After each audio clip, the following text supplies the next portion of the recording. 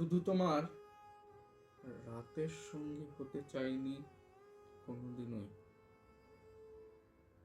আমি তোমায় পড়ন্ত বেলার সোনালি আলোতে দেখতে চেয়েছি।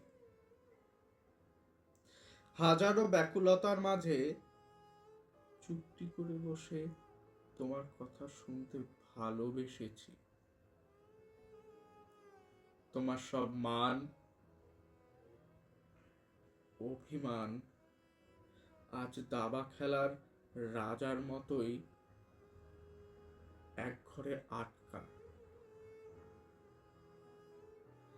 তুমি যে আমার বিরহের শেকলে বেঁধে গেলে,